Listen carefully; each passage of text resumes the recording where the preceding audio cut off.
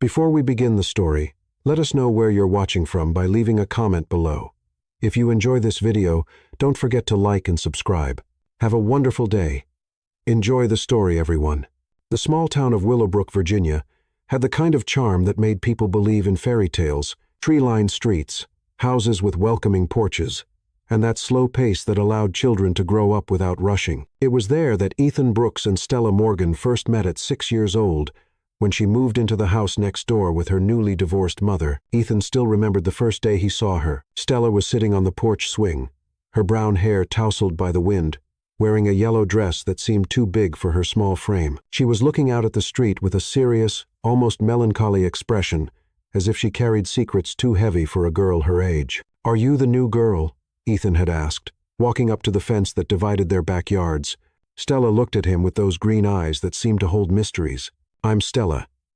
And you're the loud boy who's always running around in the yard." From that moment on, they became inseparable. Ethan discovered that Stella wasn't just the quiet girl who watched the world from afar. She was curious, brave, and had an infectious laugh that could make any day seem brighter. Together, they explored every corner of Willowbrook, as if they were adventurers discovering a lost continent. During summers, they built forts in the forest behind their houses, using branches, leaves, and all the creativity two young minds could muster. Stella always insisted on making the most elaborate plans, drawing imaginary maps and creating stories about hidden treasures.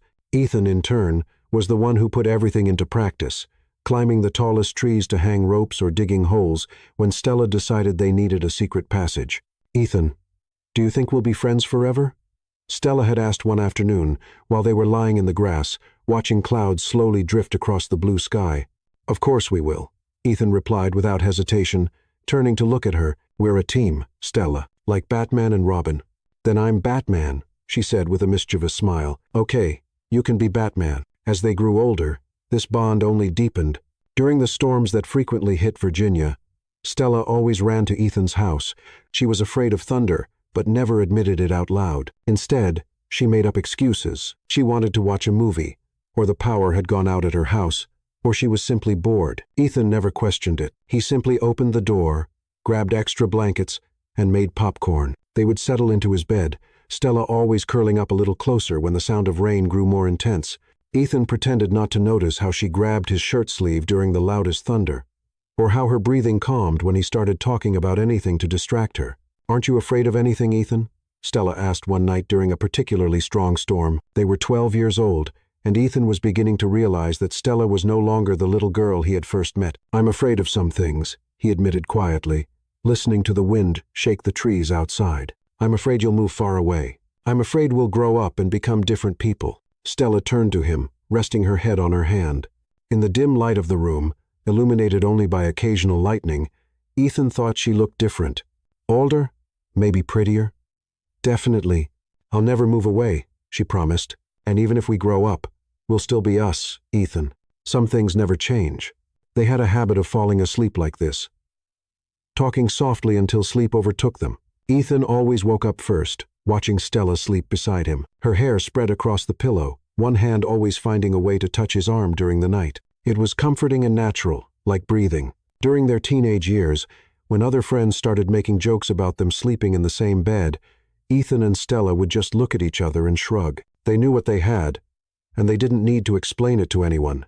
It was a pure friendship without complications, built on years of absolute trust. On camping nights with the Scouts, Stella always ended up in Ethan's tent, claiming the other girls snored or that she was cold. During church retreats, they found a way to stay in the same room. At sleepovers, Stella made sure her sleeping bag was next to Ethan's. "You two are attached at the hip," Stella's mother used to joke, but always with a loving smile. "It's good to see such a true friendship." And it was true. They shared everything. Dreams about the future, fears about the present, secrets no one else knew. Ethan knew about the star-shaped birthmark Stella had on her left shoulder. Stella knew that Ethan still slept with a teddy bear hidden under his pillow. They knew the sounds of each other's breathing, knew when the other was really sleeping or just pretending. But there were moments, small, fleeting ones, when something different lingered in the air between them. When Stella laughed at a joke Ethan told, and her eyes lingered on his face for a few seconds too long. When Ethan helped Stella reach something on a high shelf, and the closeness made his heart race in a way he couldn't explain. When they watched romantic movies and glanced at each other during kissing scenes, both quickly looking away, as if they'd been caught doing something wrong. These moments were like sparks, quick, intense, and immediately forgotten. Or at least they pretended to forget. As they approached 18, Ethan began to notice things he had never noticed before. How Stella's lips were naturally pink, even without lipstick. How she always smelled like vanilla and something floral he couldn't identify. How her body had changed, gaining gentle curves that made Ethan feel confused and guilty at the same time. But Stella was his best friend, his confidant, his adventure companion, the person who knew all his secrets. She was safety, comfort, home, and Ethan had learned that some things were too sacred to risk. On graduation night, when Stella appeared in her navy blue dress, her hair pulled back in an elegant bun that left her neck exposed, Ethan felt something stir in his chest, something warm and unsettling that he quickly pushed to the back of his mind. "You look beautiful," he said, and his voice came out a little rougher than he intended. "Thank you," Stella replied, and for the first time in years, she seemed shy beside him. That night, after the party, they lay in Ethan's bed, as they had done thousands of times before, but something was different. The silence seemed denser, loaded with unspoken things. When Stella turned to him, whispering, "Good night," Ethan felt a strange urge to touch her face, to discover if her skin was as soft as it looked. Instead, he simply replied, "Good night," and closed his eyes, pretending that strange feeling in his stomach was just nervousness about college starting in a few months. After all, they were just friends, always had been, always would be. There was nothing different about it, or was there? 5 years after graduation, Willowbrook remained the kind of place where everyone knew each other by first name, where gossip traveled faster than the wind, and where young adults often returned after discovering that the world out there wasn't as welcoming as they had imagined.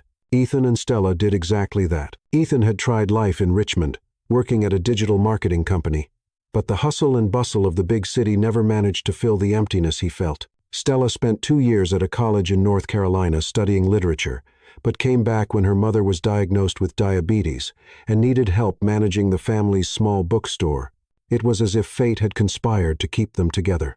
"I knew you'd come back," Stella said the day Ethan showed up at her bookstore, carrying a box with his things and a somewhat sheepish smile.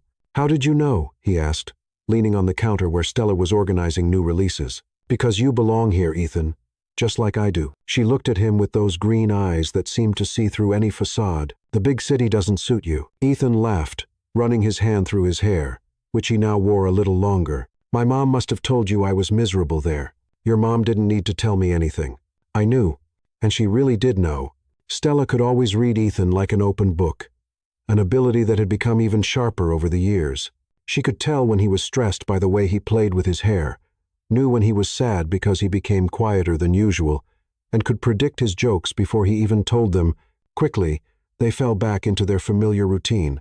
Ethan got a job at the local insurance agency, work that paid the bills but didn't demand much of his time or energy. This meant he could spend afternoons helping Stella at the bookstore, reorganizing shelves, chatting with regular customers, and simply enjoying her company. "You don't have to stay here every afternoon," Stella said one Thursday, as they were closing the store. "Are you sure you don't have anything better to do?" Ethan locked the door and handed her the keys. "Like what? Watching TV alone? Eating frozen food? At least here I have interesting company." "Interesting?" Stella raised an eyebrow, a playful smile dancing on her lips. "I spent the entire afternoon organizing cookbooks alphabetically. I'm not sure that qualifies as interesting." "It does for me." There was something about the way he said it, low, sincere, that made Stella look at him more carefully. For a moment, silence stretched between them, loaded with something neither could name. Family dinners became a tradition. Every Sunday, Stella and her mother went to Ethan's parents' house, where Mrs. Brooks prepared her famous lasagna, and Mr. Brooks told the same stories about his youth. Ethan and Stella always sat next to each other, as they had since childhood, sharing dishes and whispering funny comments about stories they'd heard dozens of times. "You two are still like 2 peas in a pod, Mrs. Brooks commented one Sunday, watching how Stella automatically served salad on Ethan's plate without him even asking. "It's comforting to see that some things never change." "Mom," Ethan murmured, feeling a strange warmth rise up his neck. "What?"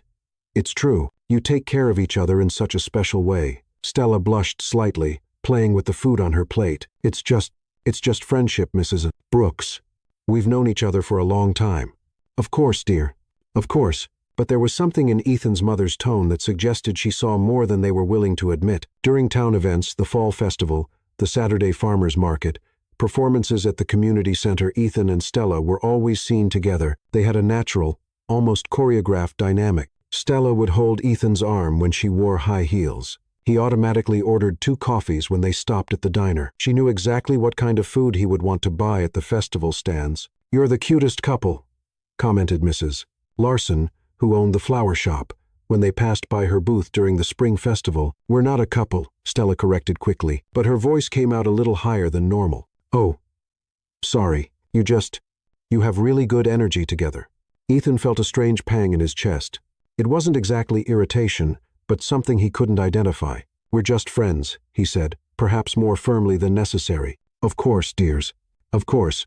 The townspeople always made these comments, and Ethan and Stella always corrected them. But lately, these corrections were starting to sound hollow, even to themselves. It was hard to ignore the small moments that seemed to carry extra weight, like when Stella was organizing books on a high shelf, and Ethan came up behind her to help her reach, his body almost touching her back. For a second, Stella became completely still, feeling his warmth so close. The familiar scent of his cologne mixed with something more masculine and mature. "Got it?" Ethan asked softly, his voice close to her ear. "Got it," Stella replied, but her voice came out as a whisper. When she turned around, they were face to face, so close that Ethan could count the small freckles on her nose. For an endless moment, neither of them moved. Stella's eyes briefly dropped to his lips before returning to his gaze, and Ethan felt as if the air had grown thicker. "Stella," he began, not knowing exactly what he was going to say. The bookstore's door chime rang as a customer entered, breaking the moment like a broken spell. They quickly moved apart, Stella nervously smoothing her hair while Ethan cleared his throat and pretended to be very interested in the books on the shelf. There were also the nights when one of them was going through a personal crisis. When Stella's car broke down, and she had to use all her savings to fix it, Ethan showed up at her door with a bottle of wine and Chinese food, instinctively knowing she needed company. When Ethan received news that his grandfather was sick, Stella canceled all her plans and spent the entire night talking with him, letting him vent all his fears about loss and mortality. "You always know exactly what I need," Ethan said that night, as they sat on his couch, Stella's head resting on his shoulder. "It's what we do for each other," she replied simply. "We always have." But there was something different in the way she said it. A softness that made Ethan look down at her face. Stella was looking at him too, and for a moment, Ethan wondered what it would be like to kiss her. The thought came out of nowhere, so clear and intense that he almost gasped. Stella seemed to notice the change in his breathing. "Ethan, nothing," he said quickly, forcing a smile. "Just, thank you for being here always," she whispered. And there was something in the way she said always that made Ethan's heart race in a way he couldn't explain as purely friendship. The touches were becoming more frequent, too. Not different touches necessarily, but Ethan was beginning to notice each one in a new way. Stella's hand on his arm when she laughed at a joke, the way she automatically straightened his shirt collar when it was crooked, how their fingers touched when they passed popcorn to each other during movies. During a particularly hot Sunday lunch, Stella wore a yellow summer dress that made her eyes look greener. Ethan found himself watching the way the fabric moved when she gestured animatedly, telling a story about an eccentric bookstore customer. When she leaned over to reach for the salt, the neckline of her dress opened slightly, and Ethan quickly looked away, feeling a wave of heat that had nothing to do with the weather. "Are you okay?" Stella asked, noticing he had gone quiet. "You look a bit red." "I'm fine," Ethan lied. "It's just hot." But it wasn't just the heat.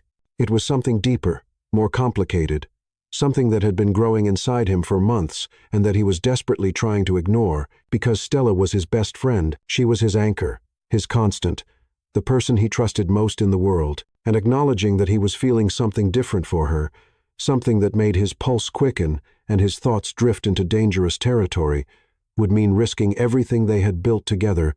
So he kept pretending that nothing had changed, that the lingering looks and seemingly innocent touches were just part of their friendship. But pretending was becoming increasingly difficult, especially on nights when they still shared the same bed, as they always had. and Ethan lay awake, listening to Stella's soft breathing, wondering what would happen if he turned and pulled her closer, wondering what would happen if he finally admitted that maybe, just friends wasn't enough anymore. Fall came to Willowbrook with unusual intensity that year. The leaves changed color more quickly, painting the town in dramatic shades of red and gold, and weather forecasts warned of a storm approaching the East Coast, the biggest in 5 years. Ethan was checking the windows of his house when his phone rang. It was Stella, and there was an urgency in her voice he rarely heard. "Ethan, can you help me with something? I know it's asking a lot, but, of course, what do you need?" "Remember my dad's old family house in Connecticut? The one that went to my mom in the divorce?" Ethan vaguely remembered. Stella had mentioned the property a few times over the years. A country house the family rarely visited, situated in a rural area surrounded by forests. "Yeah, I remember. What about it?" "My mom wants to sell it finally. She asked me to go there this weekend and do an inventory of the furniture, see what's worth keeping before putting the house on the market. But with this storm approaching," Stella paused, "I don't want to go alone. It's kind of isolated there. And if the storm really is as strong as they're predicting, you want me to go with you, would you? I know it's asking a lot, especially with the bad weather, but I really don't want to do this alone." Ethan didn't hesitate for a second. "Of course, I'll go. When do you want to leave?" "Now? I know it's kind of last minute, but if the storm hits sooner than expected, we could be stuck there for days." 2 hours later, they were on the road toward Connecticut, the sky gradually darkening above them. Stella drove her small sedan, hands steady on the wheel, while Ethan navigated using his phone's GPS. Conversation flowed naturally between them, as always. But there was an underlying tension in the air, part anticipation about the storm, part something harder to define. "How long has it been since you've been there?" Ethan asked, watching the heavy clouds accumulating on the horizon. "About 3 years, maybe 4. My mom used to take me there when I was little, especially after the divorce. It was her place to clear her head, as she put it," Stella said with a nostalgic smile. "I always loved that house. There's something about it. It's like time stops there." They drove down increasingly narrow roads, leaving civilization behind. The trees closed in around the road like a natural cathedral, their branches intertwining overhead to form a canopy that blocked out most of the daylight. The GPS indicated they should turn onto a dirt road, and Ethan saw Stella frown when the car's wheels began crunching on gravel. "I hope it doesn't rain before we can get out of here," she murmured. "This road turns to mud when it's wet." The house appeared after a curve, and Ethan immediately understood why Stella had affection for this place. It was a 2-story colonial construction with white painted wood siding that had acquired a soft patina over time. A wide porch wrapped around the entire front of the house, with rocking chairs that seemed to be waiting for visitors. Ivy grew up the sidewalls, and there was something simultaneously majestic and melancholy about the property. "It's beautiful," Ethan said, getting out of the car and breathing the fresh forest air. "Yeah, right. My mom always said this house had a soul," Stella replied, grabbing a bag from the back seat. "Come on, let me show you the inside." The front door creaked when Stella opened it, and they were greeted by the smell of old wood and something floral, perhaps old perfume or forgotten potpourri. The house was furnished, but covered in white sheets, like ghosts of a past life. Stella began uncovering the furniture, while Ethan explored the rooms, admiring the architectural details, ornate moldings, a stone fireplace, tall windows that offered stunning views of the surrounding forest. "The master bedroom is upstairs," Stella said, climbing the wooden staircase that creaked softly under her feet. "My mom always said it was the heart of the house." Ethan followed her, noticing how Stella moved through the house with familiarity, even after so many years. The master bedroom was spacious, with a double bed covered by a white sheet and windows overlooking the back of the property. Stella pulled away the sheet, revealing an antique bed with an ornate iron headboard. "This bed is an antique," she said, running her hand over the smooth iron surface. "My great-grandmother slept in it. My grandmother. My mother." It's kind of romantic thinking about the history it holds. Ethan approached, observing the details of the ironwork. "Looks solid. It'll probably last another 100 years. "Yeah, probably." Stella looked out the window, where the first raindrops were beginning to form on the glass. "I think the storm is coming earlier than predicted." As if responding to her words, distant thunder echoed through the forest. Ethan joined her at the window, and they both watched the dark clouds moving quickly toward the house. The wind was beginning to pick up, making the trees sway dramatically. Maybe we should consider heading back, Ethan suggested, though something inside him didn't want to leave this place. There was something about the house, about being there alone with Stella, that felt significant in a way he couldn't explain. "It's too late," Stella said, pointing to the window. The rain was starting to fall harder, and they could hear the wind moaning through the trees. "That dirt road will be impassable within minutes. Looks like we're spending the night here." The reality of the situation settled between them. They were alone in an isolated house in the middle of the forest, with a storm approaching rapidly. It was as if the universe had conspired to put them in this situation. "Well," Ethan said, trying to sound casual, "at least the house seems solid, and I'm sure we have everything we need." "There's canned food in the pantry," Stella said, "and firewood for the fireplace. My mom always kept the house prepared for emergencies." She turned to him, and there was something in her eyes that Ethan couldn't decipher. "It'll be like when we were kids, an adventure." "Yeah," he agreed, but his voice came out a little rougher than he intended. "Like when we were kids, but they weren't kids anymore." And there was something in the way Stella looked at him, in the way silence stretched between them, that made it clear they both knew this night would be different from all the others they had spent together. The storm hit with full force when the sun set. Wind howled around the house, making the windows rattle and tree branches beat against the roof. Ethan had managed to light the fireplace, and the crackling of the fire offered a comforting counterpoint to the chaos outside. "I'm glad you came with me," Stella said, settling onto the sofa near the fireplace. She had changed clothes, wearing a soft wool sweater and sweatpants that made her look younger, more vulnerable. "I wouldn't have had the courage to stay here alone with this storm." "You know I'll always be here when you need me," Ethan replied, sitting beside her. The sofa was small, and he was very conscious of their proximity, of the warmth emanating from her body. A particularly intense lightning bolt illuminated the room, immediately followed by deafening thunder that made Stella jump and instinctively move closer to Ethan. She laughed nervously. "Sorry, I know it's silly, but storms still make me nervous." "It's not silly," Ethan said softly. "It's human." They sat there, listening to the storm, the fire crackling in the fireplace, creating a bubble of warmth and light amid the chaos outside. With each lightning flash and thunderclap, Stella moved imperceptibly closer, until she was practically pressed against Ethan. He could smell her perfume, vanilla and something floral, that always made him think of home. "Ethan," Stella said quietly, her voice almost lost in the storm's noise. "Do you ever wonder what it would be like if we were different?" The question hung in the air between them, loaded with possibilities. Ethan felt his heart race. Different how? Stella lifted her head to look at him, and in the dancing firelight, her eyes looked golden. "If we weren't just, if we were more than—" Another thunderclap cut off her words, but Ethan understood what she was trying to say, the same question that had been growing in his mind for months, maybe years. "Stella," he began, but didn't know how to finish. She was so close now that he could see the small freckles on her nose, could feel her breath against his skin. There was something inevitable about the moment, as if all the nights they had spent together, all the years of friendship and complicity, had been building toward this exact instant. When Stella leaned slightly toward him, Ethan felt like he was standing at the edge of a cliff. Part of him wanted to pull away, to protect the friendship that was the most precious thing in his life. But a bigger, deeper part wanted to discover what would happen if he finally stopped pretending she was just his best friend. The wind howled louder, and the firelight flickered, casting dancing shadows on the walls. And in that moment, suspended between storm and warmth, between past and future, Ethan knew that nothing between them would ever be the same. The storm had arrived, and with it, something they had been avoiding for a long time was finally about to emerge from the shadows.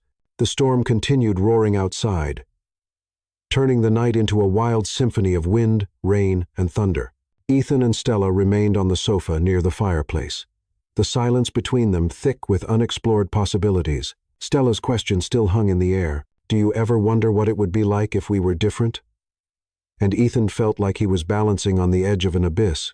"We should go upstairs," Stella said finally, her voice barely audible above the storm's noise. "It's getting late, and tomorrow we have to organize everything before heading back." Ethan nodded, though part of him wanted to stay there forever, in that suspended moment where everything was still possible and nothing had been ruined. They climbed the creaking staircase, the wood groaning under their feet, as if the house itself were sighing. The master bedroom was plunged in shadows, lit only by occasional lightning that created ghostly patterns on the walls. Stella lit some candles she found on the dresser, and the soft light transformed the atmosphere into something almost magical. "The bed is big enough for both of us," she said, avoiding looking directly at Ethan, "like we always do."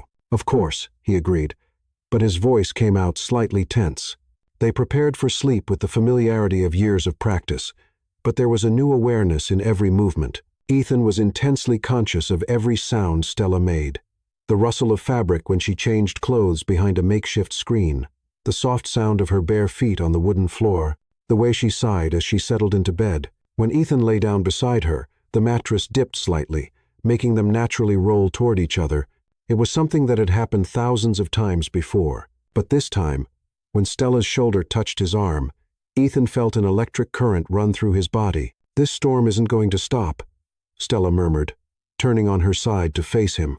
In the flickering candlelight, she looked different, softer, more vulnerable, more woman than the girl he had known for so many years. "No," Ethan agreed, also turning to face her. They were close now, close enough for him to see every detail of her face, the gentle curve of her eyebrows, the way her lips parted slightly, how her eyelashes cast small shadows on her cheeks. A particularly intense lightning bolt illuminated the room, immediately followed by thunder that made the entire house shake. Stella startled, instinctively moving closer to Ethan, her hand finding his chest.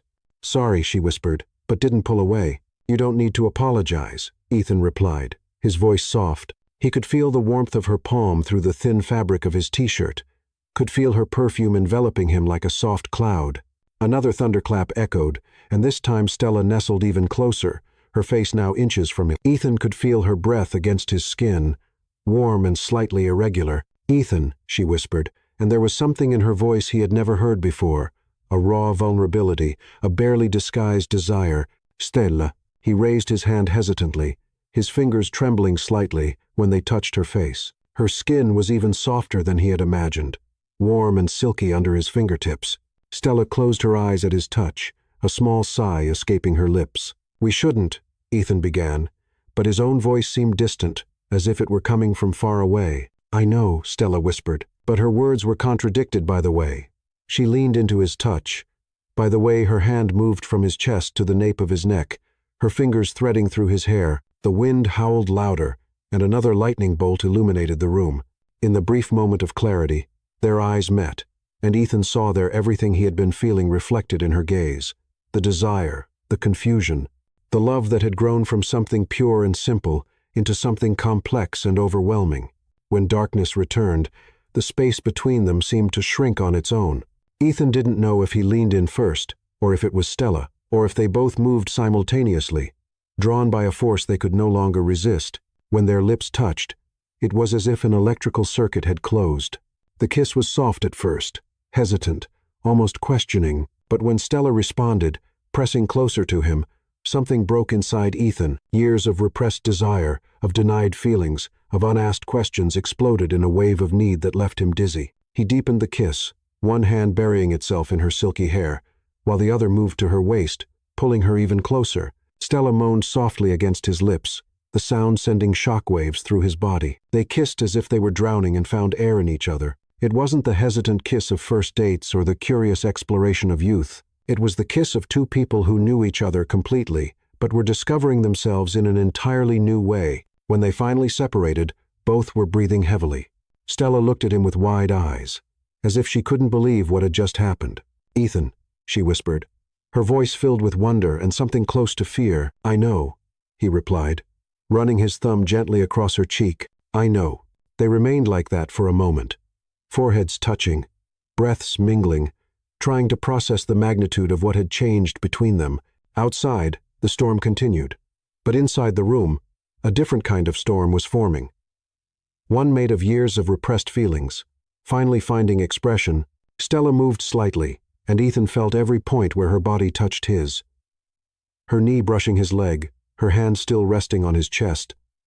The way she fit perfectly against him, as if she had been made to be there. "This changes everything," she whispered. "I know," Ethan repeated, but this time there was acceptance in his voice, a surrender to the inevitable. Another thunderclap roared, closer this time, and Stella trembled slightly. Without thinking, Ethan pulled her closer, wrapping her in his arms in a way that was simultaneously protective and intimate. She settled against him, her head nestled in his shoulder, one leg intertwining with his. "Are you cold?" he asked. Though the room was warm. "A little," she lied, and they both knew it wasn't cold that made her tremble. Ethan pulled the blanket over them, creating a cocoon of warmth and intimacy. In the darkness under the blanket, he could feel every breath she took, every heartbeat against his chest. His hand rested on her back, and he could feel the softness of her skin through the thin fabric of her nightgown. "Ethan," Stella said after a long silence. "Do you regret it?" The question hung between them. Ethan thought about all the reasons he should regret it. The friendship they might be risking, the simplicity they had lost, the complications that would come. But when he looked at her face in the dim light, when he saw the vulnerability in her eyes, when he felt how right it seemed to have her in his arms, there was only one possible answer. "No," he said firmly. "Do you?" Stella smiled, the first genuine smile since the kiss had happened. "No, actually, I think I've been waiting for this for a long time." "How long?" Ethan asked, curiosity and something like relief coloring his voice. "I don't know. Maybe always, or maybe I only realized it when you came back home." She paused, her fingers tracing unconscious patterns on his chest. "What about you?" Ethan thought about the question, trying to identify when exactly his perception of Stella had changed. "I think it was gradual, like waking up slowly. One day you just realize you're not sleeping anymore." She laughed softly. "That's a terrible metaphor. Hey, I'm not the writer here." "No, you're not." She lifted her head to look at him. "But it's a terrible and perfect metaphor at the same time." They laughed together, and there was something liberating about the ease of that moment. They were still themselves, still had the same connection, the same humor, the same ease with each other. But now there were additional layers, depths they were just beginning to explore. When the laughter faded, they found themselves looking at each other again, and the tension returned, not uncomfortable, but charged with possibilities. Ethan raised his hand to touch her face again, marveling at the softness of her skin, at the way she leaned into his touch. "What do we do now?" Stella asked softly. "I don't know," Ethan admitted. But I want to find out with you, even if it's complicated. Especially because it's going to be complicated." Stella smiled again, and this time when she leaned in to kiss him, there was no hesitation. It was a kiss of promise, of possibility, of two best friends finally admitting that maybe they had always been something more. Outside, the storm began to slowly subside, but inside the room, a new storm was just beginning, one made of hearts discovering themselves, of hands exploring familiar territories in completely new ways, of two people who thought they knew all the answers, discovering they were just beginning to ask the right questions. And when they finally fell asleep, still intertwined, still whispering confessions in the darkness, they both knew they had crossed a line from which they could never return, nor did they want to. Morning arrived with a cruel clarity that transformed the magic of the previous night into something that seemed almost unreal. Ethan woke first, the first rays of sunlight filtering through the curtains and illuminating the room that looked completely different in daylight. For a moment, he was disoriented, forgetting where he was. Then he felt the soft weight of Stella's body nestled against his, and everything came back. The storm, the kiss, the way she had fit perfectly in his arms. Stella was sleeping peacefully, her hair spread across the pillow, one hand resting on his chest. In the soft morning light, she looked younger, more vulnerable, and Ethan felt a wave of tenderness so intense it almost hurt. But along with the tenderness came panic. What had they done? 20 years of friendship, and they had complicated everything in a single night. Ethan closed his eyes, trying to return to the state of certainty he had felt in the darkness. But daylight brought with it all the doubts that the storm had temporarily swept away. Stella stirred beside him, and Ethan felt the exact moment she woke up, the subtle change in her breathing, the tension that ran through her body when the reality of the situation set in. "Ethan," she whispered without opening her eyes. "I'm here." She pulled away slightly, creating space between them, and Ethan immediately missed her warmth. When Stella finally opened her eyes, there was a confusion in them that perfectly mirrored what he was feeling. She began, then stopped. "Yes," Ethan confirmed softly. "We kissed." The words hung between them, making real what could have been just a dream. Stella sat up in bed, running her hands through her tousled hair, avoiding looking at him. I should take a shower," she said, her voice strangely formal, "and then we can organize things and go back home." There was something in the way she said go back home that made Ethan's stomach tighten, as if she were desperate to escape, not just from the house, but from the reality of what had happened between them. "Stella, we need to talk about this." "Talk about what?" she asked, finally looking at him, but there was a distance in her eyes that wasn't there the night before. It was just because of the storm. People do strange things when they're scared. Ethan felt like she had punched him in the stomach. "You think it was just because of the storm?" Stella got up from the bed, picking up her clothes from the floor. "I don't know what it was, Ethan, but I know we can't let one strange night ruin 20 years of friendship. What if it doesn't ruin it? What if it's something good?" She stopped mid-movement, her back still turned to him. "What if it's something terrible? What if we find out we're not compatible that way? What if we become awkward with each other? What if we lose everything we have?" Each question was like a small stab, but Ethan understood her fear because he felt the same. "We don't know if that will happen." "Exactly. We don't know."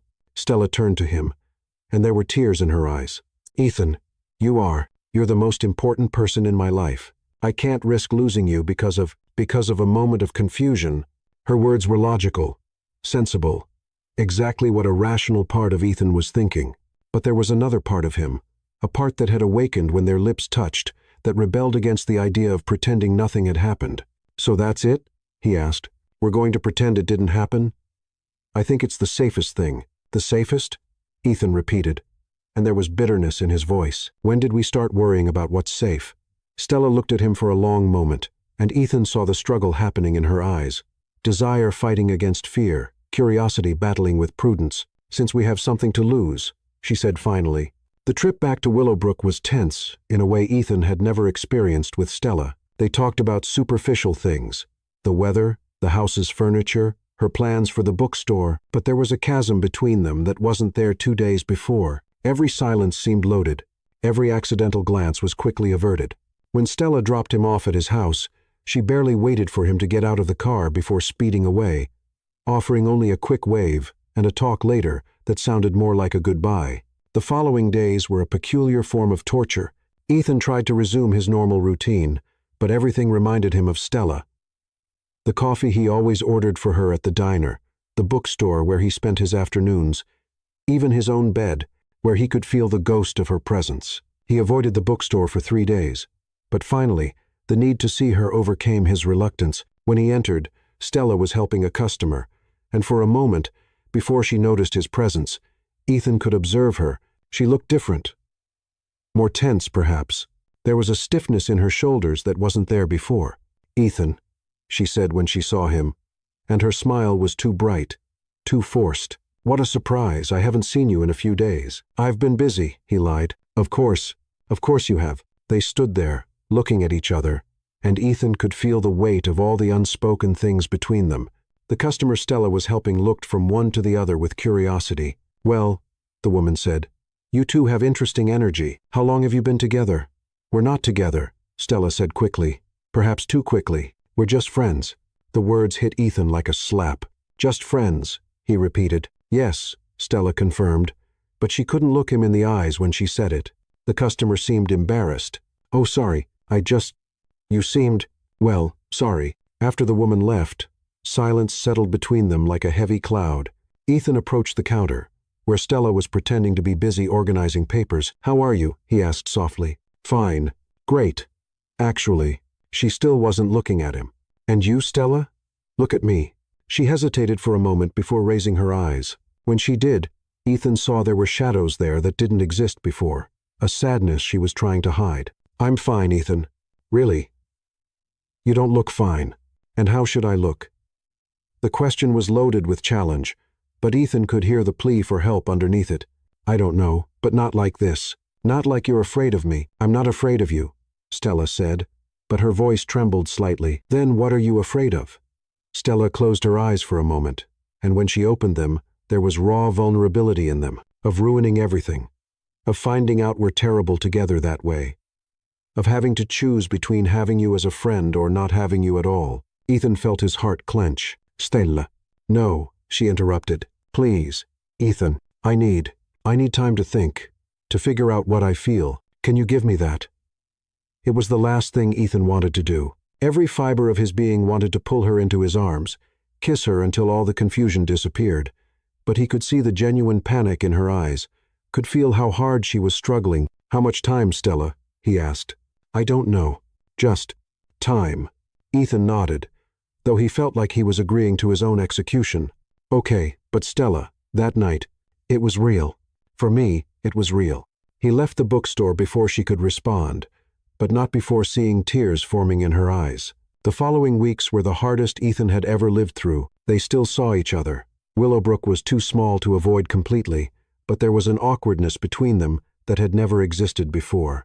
Their conversations were polite, but superficial, like two strangers who had been introduced at a party. During Sunday dinners at his parents' house, they sat farther apart than usual. When they met on the street, they exchanged polite greetings, but the hugs had disappeared. Casual touches were carefully avoided. Ethan found himself analyzing every interaction, looking for signs that Stella was feeling the same confusion he was. Sometimes he thought he caught a lingering look, a moment of hesitation before she pulled away. But then she would smile, that bright fake smile, and he wondered if he was just seeing what he wanted to see. Ethan's mother was the first to comment on the change. "Did you two have a fight?" she asked during a particularly tense dinner. "You've barely talked all evening." "We didn't fight," Ethan said. "We're just going through a weird phase." "What kind of weird phase?" Ethan looked at Stella, who was focused intently on her plate. "It's complicated, Mom. The best things in life usually are complicated." "Dear." After dinner, Ethan was helping wash dishes when Stella appeared in the kitchen. For a moment, they were alone, and Ethan felt the familiarity return. The ease of working side by side, the comfort of each other's presence. "I miss you," Stella said softly, without looking at him. Ethan's heart leaped. "I miss you too, but I still don't know what to do about it. What if? What if we didn't do anything? What if we just let it be whatever it is?" Stella finally looked at him, and there was as much desire as fear in her eyes. What if it's a disaster? What if it's incredible? They stood there, suspended between possibility and fear, until Ethan's mother entered the kitchen, breaking the moment. But Ethan saw something change in Stella's face in that instant. A softening, an opening, and for the first time in weeks, he felt hope. Maybe she was finally ready to stop running from what was between them. Maybe they were both ready to discover what would happen if they stopped being so afraid of ruining everything and started considering the possibility that they might be building something extraordinary. 3 weeks after the conversation in the kitchen, the invitation arrived like a bolt from the blue.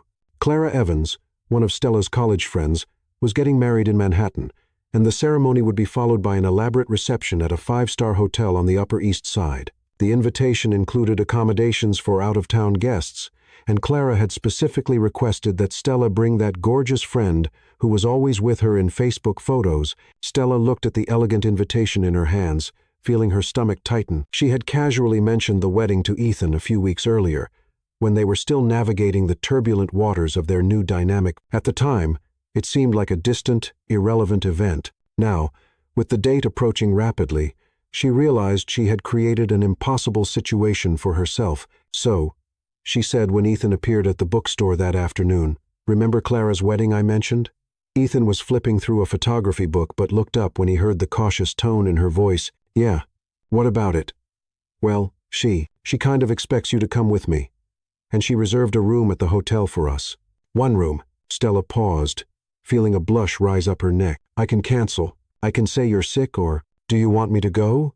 Ethan asked, closing the book and approaching the counter. The simple question caught her off guard. She had expected him to decline, to find an excuse to avoid the potentially explosive situation. Instead, he was looking at her with those blue eyes that always managed to see through all her defenses. Stella hesitated. The honest answer was yes. She wanted him to go. She wanted it desperately. The last few weeks of careful distance had been torture, and the idea of an entire weekend with him, even under complicated circumstances, was too tempting to resist. "Yes, I want you to go. Then I'll go. Ethan, you understand that we'll have to share a room and that everyone will assume we're a couple." Something passed through his eyes, a flash of what could have been hope. "I understand. And you're okay with that. The question is, are you okay with that?" Stella looked at him for a long moment. There were so many layers to that simple question. So many implications. "I think we're going to find out." The train ride to New York was surprisingly peaceful. They talked about safe things, work, family, Stella's plans to expand the bookstore, But there was an underlying current of tension, an awareness of the situation they were putting themselves in. Ethan had brought a small suitcase and was wearing a blue shirt that brought out his eyes in a way that made Stella have to consciously avoid looking at him for too long. The hotel was impressive, all marble and crystal chandeliers, the kind of place where Stella felt slightly out of place. When they approached the front desk, Ethan placed his hand on her back, a protective and intimate gesture that sent shivers down her spine. "Reservation for Morgan?" Stella said to the receptionist. "Ah, yes, suite 1247. You're here for the Evans wedding?" "Yes." "How wonderful. I hope you have a romantic stay." The man smiled at them in a way that made it clear he assumed they were a couple in love. Stella felt her face heat up, but Ethan just smiled politely. "Thank you." The room was intimate, an elegant suite with a large king-size bed, a cozy sitting area, and windows that offered a stunning view of Central Park. Stella stopped in the doorway, staring at the bed that dominated the space. "I can sleep on the couch," Ethan offered, correctly interpreting her hesitation. "Don't be ridiculous. It's a huge bed. We can share without it being weird." But even as she said it, Stella knew she was lying. Everything about the situation was weird. Weirdly intimate. Weirdly tempting. Weirdly like they were actually a couple having a romantic weekend in New York. They prepared for the ceremony with the efficiency of people who had known each other for decades. Ethan showered first, emerging from the bathroom with damp hair and wearing dress pants and a white shirt that Stella had to admit looked devastatingly good on him. When it was her turn, she chose a navy blue dress that accentuated her silhouette without being too daring. But when she came out of the bathroom, the way Ethan looked at her made her heart race. "You look beautiful," he said softly. "Thank you." She approached the mirror to put on her earrings, and Ethan appeared behind her, their eyes meeting in the reflection. "Need help with the necklace?" he asked, noticing the jewelry in her hands. Stella nodded, handing him the delicate pearl necklace. When Ethan positioned himself behind her to fasten it, his fingers brushed the sensitive skin of her nape, and Stella had to grip the dresser to keep from visibly trembling. "Done," he said. But his hands remained on her shoulders for a moment longer than necessary. In the mirror, Stella could see them together. Her, elegant in the blue dress. Him, devastatingly handsome in the suit. Both looking exactly like a couple who was deeply in love. The image was so convincing that for a moment, she almost believed it herself. The ceremony was beautiful. Held on the hotel's rooftop with a view of the city, Stella and Ethan sat close together, as expected. And when the bride and groom exchanged vows about eternal love and commitment, Stella felt Ethan's eyes on her.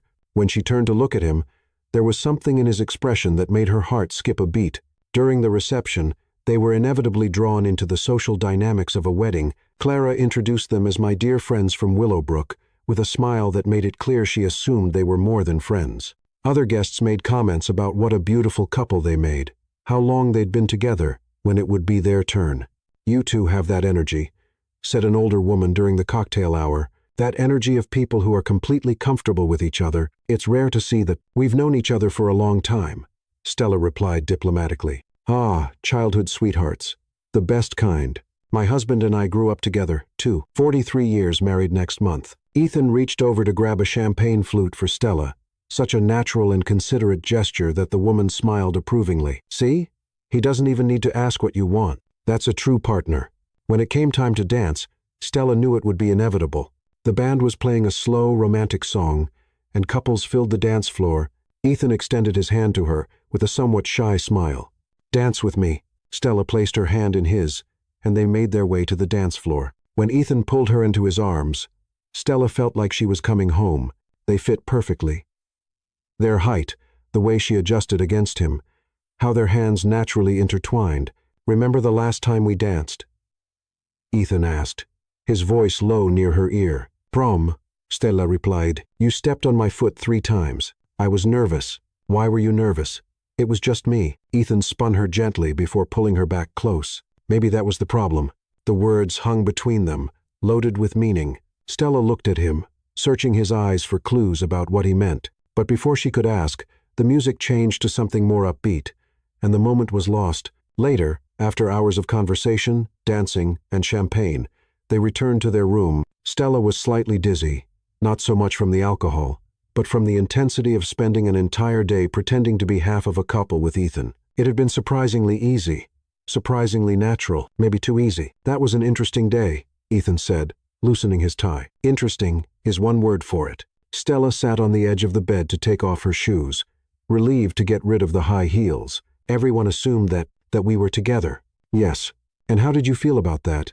The question caught her off guard. Stella had expected them to avoid discussing the elephant in the room, to pretend that everyone's assumptions hadn't affected anything between them. Honestly, she said, looking at him, it was easier than I expected. Pretending, I mean, maybe because we weren't pretending as much as we thought. Ethan's words hung in the air between them. Stella felt her heart race, the familiarity of the moment in the bookstore returning. That feeling of being on the verge of something momentous.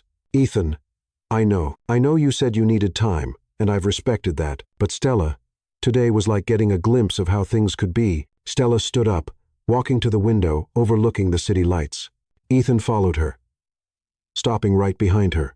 You felt it too, didn't you? He asked softly. How natural it was. How we fit. Stella closed her eyes, feeling the warmth of his body behind hers. I did.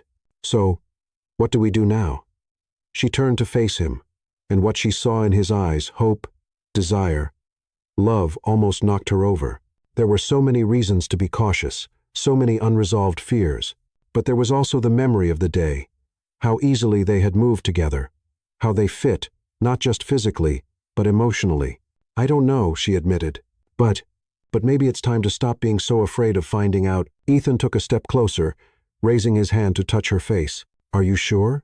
Stella leaned into his touch, feeling weeks of tension and confusion begin to dissolve. No, but maybe some things are worth risking, even when you're not sure. When Ethan leaned in to kiss her, Stella didn't pull away.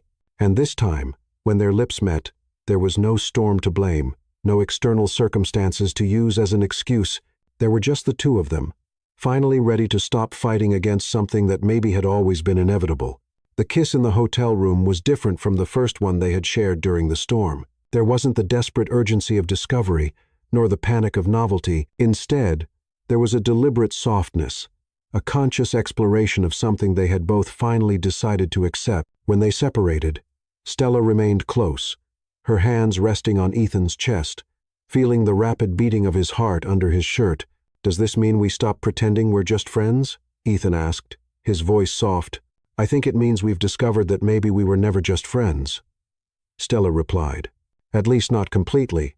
They spent the night talking, something they had done thousands of times before.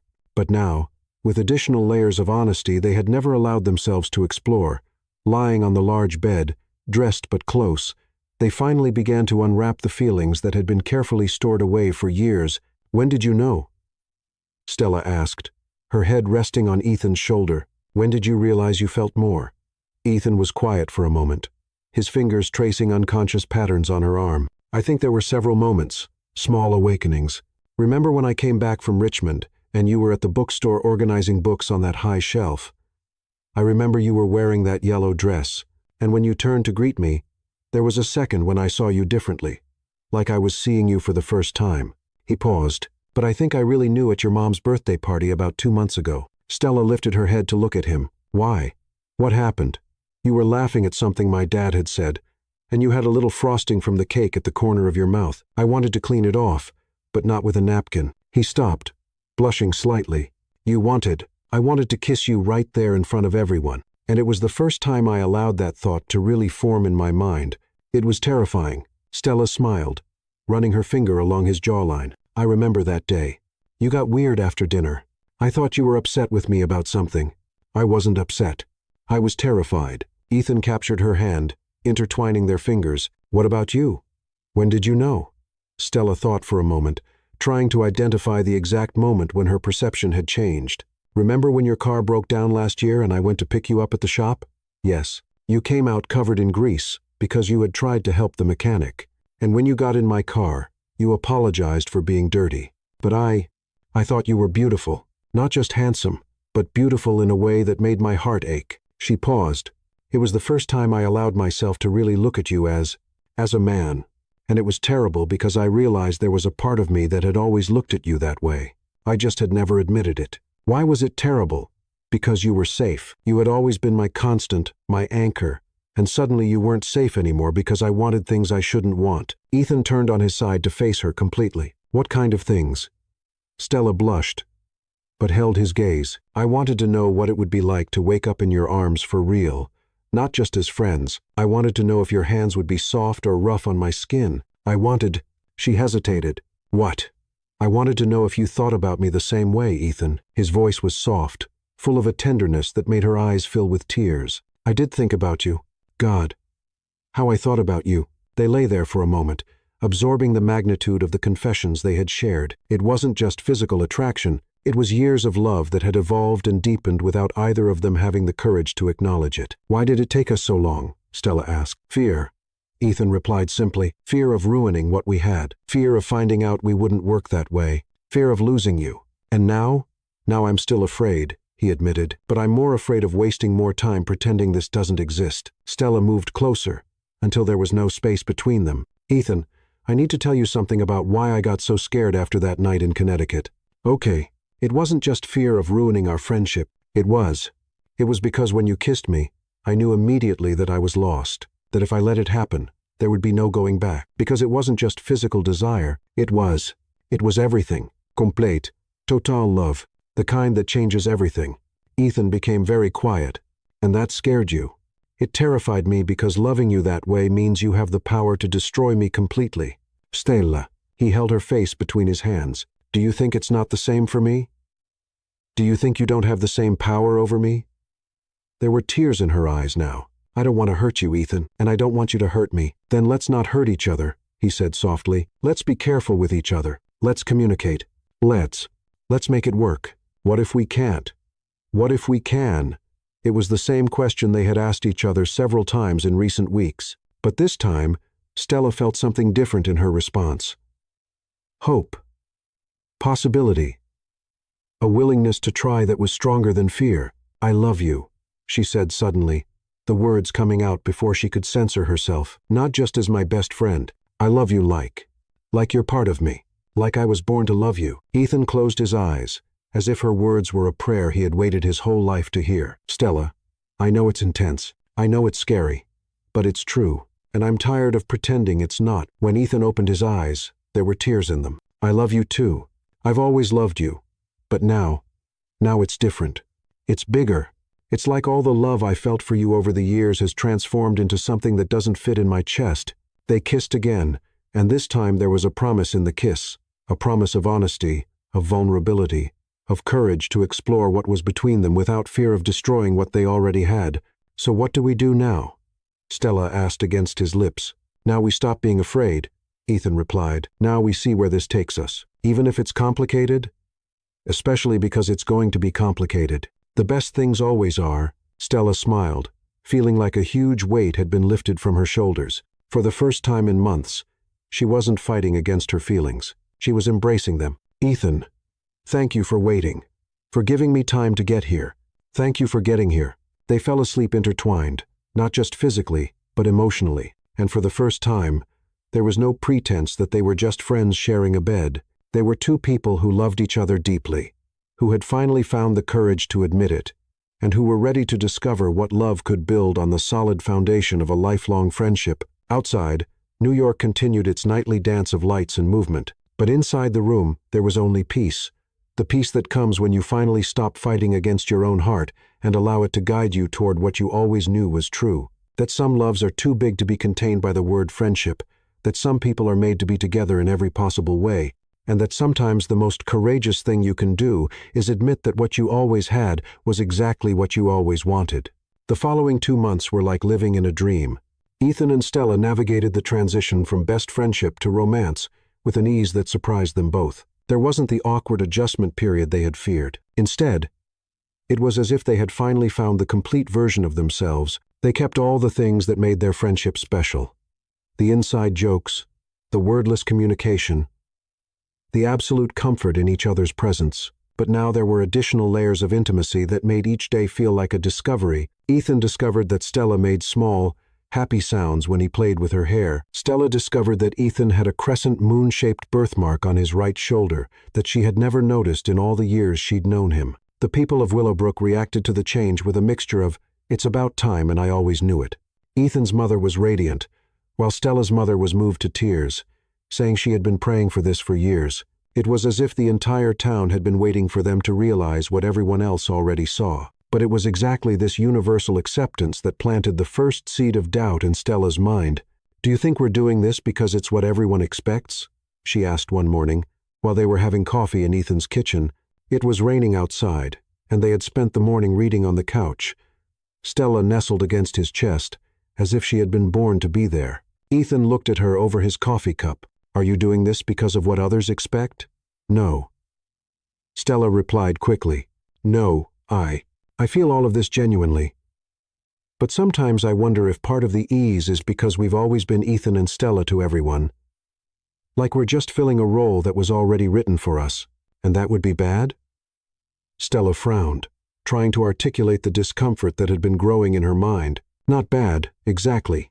But I want to make sure we're together because we chose to be, not because it's what was always expected of us." Ethan put his cup on the table and turned to face her completely. "Stella, do you think I'm with you out of obligation?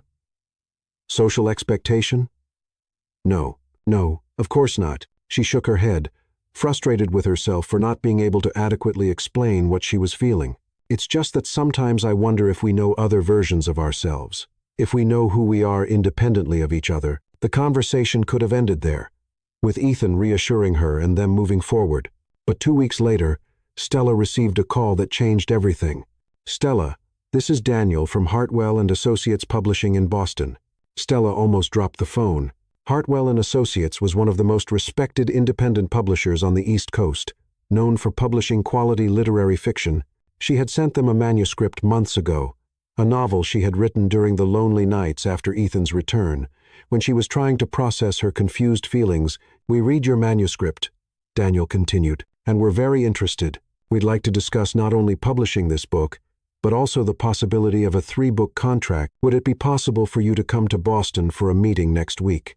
Stella sat heavily in the chair behind the bookstore counter, her heart beating so loud she was sure Daniel could hear it through the phone. Yes, of course. Excellent.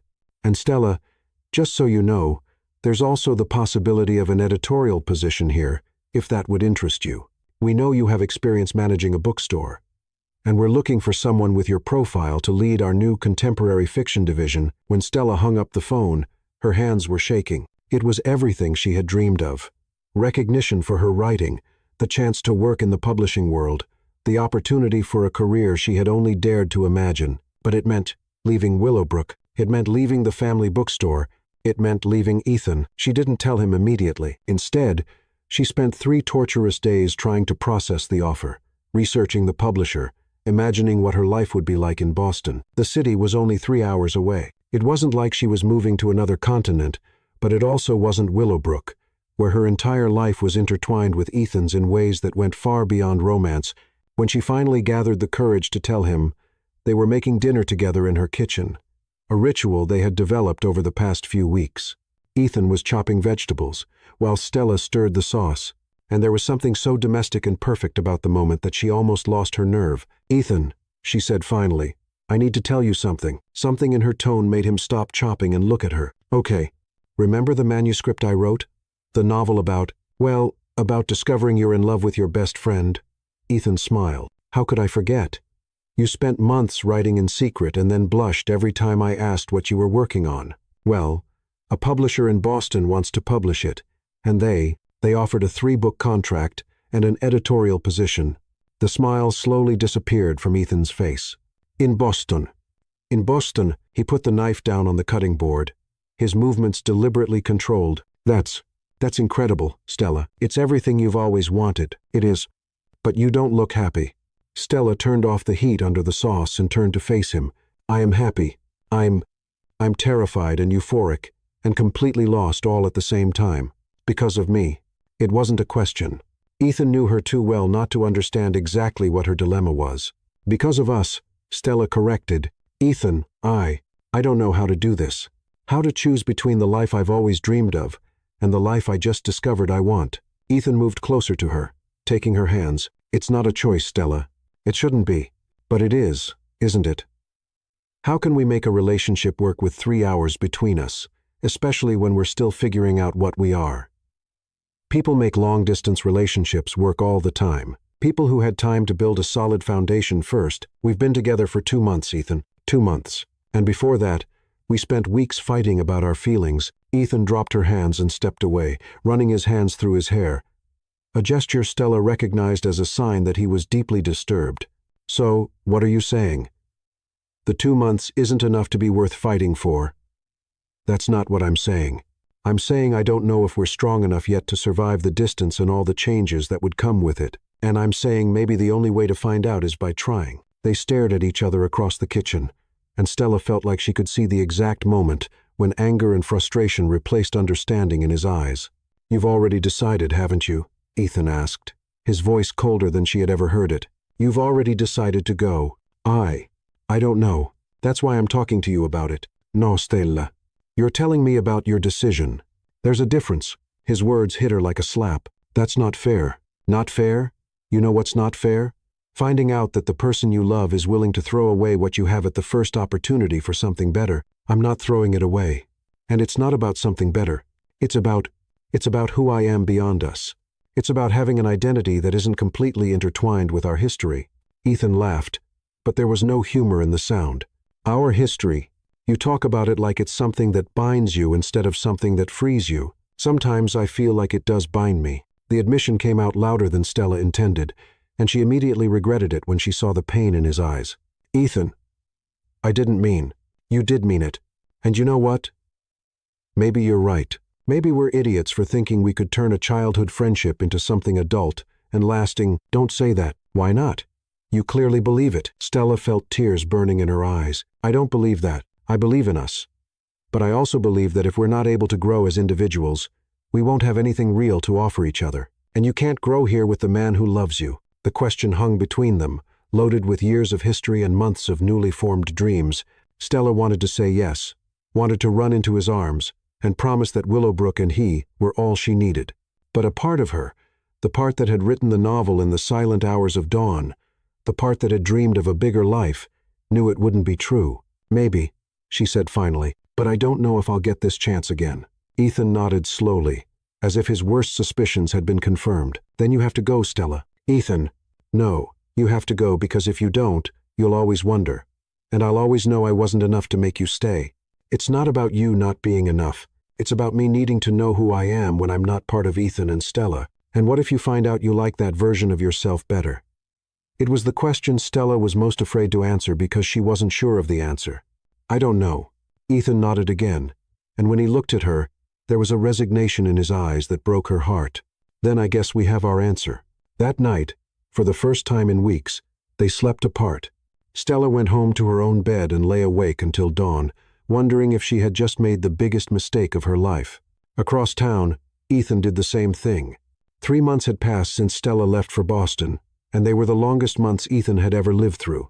The town seemed smaller without her, the colors more pale, as if Stella had taken with her some essential vitality he didn't know existed until it disappeared. They had tried to keep in touch at first, polite text messages about how they were adapting to their new lives, occasional phone calls that were more uncomfortable than comforting. But gradually, communication had dwindled to almost nothing, not out of anger, but because each conversation was a painful reminder of what they had lost. Ethan had thrown himself into work, accepting extra projects at the insurance agency, and even considering a friend's offer to become a partner in a consulting firm in Richmond, anything to keep his mind busy, to not think about Stella's empty apartment above the bookstore, the afternoons they used to spend together, the way she fit perfectly in his arms. But at the end of October, when Willowbrook's leaves were at their golden and red peak, Ethan received a call from Stella's mother. Ethan, dear, can you come here? There's something I need to show you. He found Mrs. Morgan at the bookstore, which had remained closed since Stella left. There was a stack of letters on the table, and Ethan immediately recognized the familiar handwriting. She writes to me every week, Mrs. Morgan said softly, and every week, half the letter is about you. Ethan picked up one of the letters, his hands trembling slightly. The date was from 2 weeks ago. Mom, Boston is everything I thought it would be. The work is challenging and exciting, and I'm learning so much. My editor says the second book is shaping up nicely. I should be happy, and I am most of the time. But there are moments when I see something funny on the street, or when I find a cafe that Ethan would love, or when I wake up in the middle of the night afraid of storms, when I feel like a part of me is missing. I told him I needed to figure out who I was without him. But the truth is, I've discovered I'm a less complete version of myself when he's not here. She miserable, Mrs. Morgan said gently, too proud to admit it, too scared to come back. And you? Ethan placed the letter back on the table. Miserable too. So, what are you two going to do about it? Before Ethan could answer, his phone rang. It was a number he didn't recognize, but there was something familiar about the voice when he answered. Ethan, this is Daniel from Hartwell and Associates Publishing. Stella gave me your number. Listen, I know this might seem strange, but could you come to Boston? There's a situation with Stella, and I think you need to be here. Ethan's heart sank. Is she okay? Is she hurt? She's physically fine, but, well, it's complicated. Can you come? Ethan looked at Mrs. Morgan, who was watching his expression with concern. I can be there in 3 hours. The drive to Boston was the longest of Ethan's life. His mind raced through every possible scenario. Stella sick, Stella in danger, Stella. He couldn't even finish some of the thoughts. Daniel had given only the address of an apartment in Back Bay, and the promise that everything would make sense when he arrived. The apartment was in an elegant brownstone building, the kind of place Ethan had always imagined Stella would end up living. When he rang the bell, it was Daniel who answered, a middle-aged man with graying hair and a kind smile that didn't completely disguise his concern. Ethan, thank you for coming. She doesn't know you're here. Where is she? Upstairs in her apartment. Listen, before you go up, I need to explain some things. Daniel gestured for Ethan to sit in the elegant lobby. Stella is a talented writer, exceptionally talented. Her first book is being very well received by early critics, and the second promises to be even better. But she's not writing. 2 weeks ago, she just stopped. Can't finish a sentence, says she's lost her voice, that the words don't come anymore. Ethan frowned. That doesn't sound like Stella. She always wrote, even when she was blocked. Exactly. And when I asked what changed, she started crying, said she sacrificed the most important thing in her life for her career, and now she can't even remember why she thought it was a good idea. The words hit Ethan like a punch to the stomach. She said that?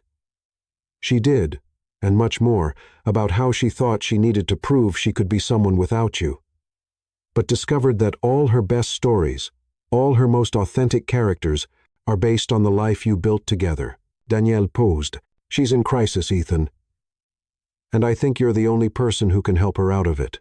Ethan climbed the stairs with his heart pounding. Stella's apartment was on the 3rd floor, and when he reached the door, he could hear music playing softly inside, a playlist he recognized, full of songs they used to listen to together. He knocked gently on the door. Daniel, I told you I don't want to see anyone today. Stella's voice came from inside, muffled and tired. It's not Daniel, Ethan said. There was a long silence, followed by the sound of footsteps approaching quickly. When the door opened, Ethan felt like someone had punched all the air out of his lungs. Stella stood in the doorway, wearing an old t-shirt he recognized as his. Her hair pulled back in a messy bun, her eyes red from crying. She looked smaller, more fragile, as if the last few months had stolen something essential from her. Ethan, she whispered, as if she couldn't believe he was really there. Hi, Stella. They stared at each other for a moment that seemed to stretch forever. Ethan could see the struggle happening in her eyes. Surprise, relief, fear, hope, love, all mixing in an expression that broke and mended his heart simultaneously. What are you doing here? She finally asked. Daniel called me, said you needed me. Stella closed her eyes, a single tear rolling down her cheek. I always need you. That's the problem. Why would that be a problem? Because I came here to prove I could be independent, to prove I could have a life without you, and all I discovered is that I don't want a life without you. Ethan took a step closer, and Stella didn't back away. Stella, I made a mistake, she said, the words coming out in a rush. A terrible mistake. I thought I had to choose between you and my dreams, but I discovered that my dreams don't mean anything if I can't share them with you. You didn't make a mistake. You did what you needed to do. No. Stella shook her head violently. I did what I thought I should do. There's a difference. I thought I had to prove something to myself, to you, to the world, but the only thing I proved is that I'm completely miserable without you. Ethan raised his hand to touch her face, and Stella leaned into the touch like a flower leaning toward the sun. "You're not miserable. You're building an incredible career. You're achieving your dreams. I'm living nightmares," Stella said, more tears streaming down her face. "I wake up every morning in a beautiful apartment, in a wonderful city, with a job that should make me happy. And all I feel is emptiness. Because you're not there to share breakfast with me. Because when something funny happens, you're not there to laugh with me. Because when I'm scared during storms, you're not there to hold me." "Stella, I love you," she said, the words coming out like a desperate confession. "I love you in every possible way, and trying to live without that, trying to pretend I can be complete alone, is killing me." Ethan pulled her into his arms then, and Stella collapsed against him, as if all the defenses she had built over the last few months finally crumbled. She cried against his chest, years of repressed love and months of loneliness finally finding expression. "I love you too," he whispered against her hair. "I never stopped. Not for a second." They stood there in the doorway, holding each other like they were anchors in a storm. And maybe they were. Maybe they had always been each other's anchors, and trying to navigate alone had been the mistake from the beginning. "What do we do now?" Stella asked when she finally managed to stop crying. "Now we stop pretending we can live without what we have," Ethan said. "Now we figure out how to make this work. But Boston, my job. We'll figure it out together, like we should have from the beginning." Stella lifted her head to look at him, and for the first time in months, there was real hope in her eyes. "Would you come to Boston?" "I would go anywhere, as long as it's with you." When they kissed there in the doorway, there were no more doubts, no more fear of ruining what they had. There was only the absolute certainty that they belonged to each other in every possible way, regardless of where they were. Because sometimes discovering who you are without someone only serves to confirm that you are infinitely better with them. And sometimes the most courageous thing you can do is admit that you don't want to be independent when being interdependent is so much richer, fuller, truer. That night, when they made love for the first time, it was with the urgency of people who had almost lost everything, and the tenderness of people who finally understood they would never again have to choose between love and dreams, because the best dreams, they discovered, were the ones that included the person you loved by your side, to share them. 6 months later, Stella was standing at the window of her new office in Boston, watching the city's movement below, but it wasn't the urban view that made her smile. It was the reflection in the window. Ethan sitting at her desk, typing on his laptop, completely absorbed in the project he was working on. He had moved to Boston 2 weeks after that unforgettable night when they reunited. It wasn't an impulsive decision, but rather the result of long conversations about how to build a life together that honored both love and individual ambitions. Ethan had accepted the offer to become a partner in the consulting firm, but with the condition of working remotely from Boston, visiting Richmond only when necessary. "You're watching me again," Ethan said without looking up from the screen. "How do you know?" "Because after 25 years, I know when you're watching me. Plus, I can see your reflection on my screen." Stella laughed, moving closer to him. "I was thinking about how strange it is that everything has fallen into place so perfectly. I mean, statistically, the chances of—" "Stella," Ethan spun his chair to face her, pulling her onto his lap. "Stop overanalyzing our happiness." "I'm not overanalyzing. I'm appreciating the complexity of it." It was true. The last 6 months had been a revelation of how mature love could be simultaneously simple and deeply complex. They had discovered that knowing someone your whole life didn't mean there was nothing left to discover. In fact, it meant there were infinite layers to explore. Stella had returned to writing with renewed passion. Her second book, inspired by her journey of almost losing and then finding Ethan again, was being acclaimed as a masterpiece of contemporary fiction. But more important than critical success was how the words flowed again, how every story she told was infused with the completeness she had found. "How was the meeting with the editor today?" Ethan asked, his fingers tracing lazy patterns on her arm. "Good. They want me to consider a lecture tour this summer, universities mainly, talking about how to transform personal experiences into universal fiction, and I said yes, as long as you can come with me." Ethan smiled. "To carry your bags? To be my anchor? To remind me who I am when I'm being Stella Morgan, the writer, instead of just Stella?" It was something they had learned to navigate, how to maintain their individual identities while honoring the unity they had built. Stella was more confident in her professional aspirations when she knew Ethan was there to support her. Ethan discovered he was more creative and ambitious when he had Stella to share his ideas with and celebrate his victories. Speaking of anchors, Ethan said. "My parents called today. They want to know if we're going to Willowbrook this weekend for the spring festival." Of course, I was missing the town. It was true. Boston had become home. But Willowbrook would always be where their roots were planted. They returned regularly, keeping the apartment above the bookstore, which Stella's mother had transformed into an extension of the business. Offering writing workshops and reading groups, it was comforting to know they would always have a place to return to, a shared history that awaited them. "Actually," Ethan continued, "there's something I wanted to ask you about this weekend." Something in his tone made Stella look at him more carefully. "What is it?" "Remember the old house in Connecticut? The one where we finally kissed for the first time? How could I forget? Your mom told me that you decided not to sell it after all, that she wants to keep it in the family." "Yes, she said there were too many good memories there, and some transformative ones." Stella smiled, remembering that stormy night that had changed everything. "Well, I was thinking maybe we could stop by there on our way to Willowbrook. There's something I'd like to show you." There was something in the way he said it, cautious, nervous, hopeful, that made Stella's heart race. "Ethan, it's a surprise. A good one, I hope." That Friday, they drove to Connecticut under a clear blue sky that promised a perfect weekend. The house looked exactly as Stella remembered. Majestic and welcoming, surrounded by trees that were beginning to show the first green signs of spring. "Why are we here exactly?"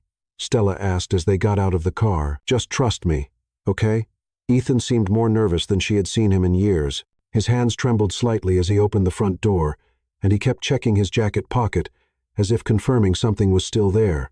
"Ethan, you're making me nervous." "Sorry, it's important." They entered the house, and Stella was immediately transported back to that night. The storm, the fear, the discovery that love sometimes comes not as lightning, but as a gradual awakening to something that was always there. "Come on," Ethan said, leading her up the stairs to the master bedroom. The room was exactly as they remembered, except for one difference. There were candles lit everywhere, creating a soft golden light that made everything magical. "Ethan," Stella whispered, turning to face him, but when she turned around, Ethan was no longer standing. He was kneeling on the floor, a small velvet box in his hands, his eyes shining with unshed tears. "Stella," he began, his voice trembling slightly, "in this bed, in this room, almost a year ago, we finally stopped pretending we were just friends. And since then, every day has been a discovery of how deep love can be, how transformative it can be, how it can be simultaneously the most natural thing in the world and the most extraordinary." Stella felt her own tears beginning to form. "Ethan, let me finish," he said with a tremulous smile. "I met you when I was 6 years old, and since then you've been my constant, my best friend, my confidant, my anchor, my home. And now you're my love, my partner, my inspiration. You are everything." He opened the box, revealing a simple but stunning ring, an emerald surrounded by small diamonds, the exact shade of Stella's eyes. "Stella Morgan," Ethan said, his voice now steady with conviction, "will you marry me? Not because it's what was always expected of us, not because it's the logical next step, but because I can't imagine a single version of my future where you're not by my side as my wife." Stella couldn't speak. Tears were flowing freely down her face now, and she was sure her heart was going to explode from so much happiness. Finally, she managed to nod, and then found her voice. "Yes," she whispered. "Yes, yes, of course, yes."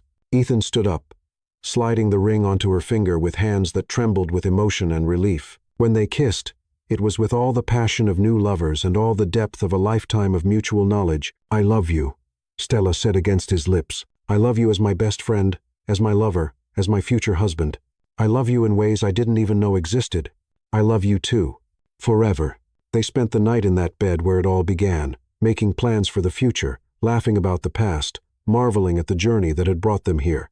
Outside, there was no storm this time, just the perfect quiet of two people who finally knew, without a shadow of doubt, that they belonged to each other. 6 months later, they were married in Willowbrook, in the same church where they had been baptized as children. Stella wore her grandmother's dress, and Ethan cried when he saw her walking down the aisle. The entire town attended because Ethan and Stella weren't just a couple getting married. They were the love story everyone had witnessed grow and bloom over decades. During the reception, As they danced their first dance as husband and wife, Stella looked into Ethan's eyes and saw not just the man she loved, but the boy she had met 25 years ago, the teenager who had been her confidant, the young adult she had almost lost, and the man who had chosen to build a life with her. "So," she said, smiling as he spun her around, "how do you think our story will end?" "It won't end," Ethan replied, pulling her closer, "because the best love stories don't have endings. They just keep developing, chapter after chapter, year after year." And he was right, because when you find the person who is simultaneously your history and your future, your past and your possibility, the ending becomes just the beginning, and their beginning together was infinite. Sometimes the deepest love grows silently beside us, disguised as friendship, waiting patiently until we're ready to recognize it. Ethan and Stella discovered they didn't need to choose between security and passion. They could have both, because true love isn't about finding someone perfect, but about finding someone who makes you a more complete version of yourself. And perhaps, deep down, we all have someone like that in our lives, someone who knows our history, who has seen our growth, who chooses to love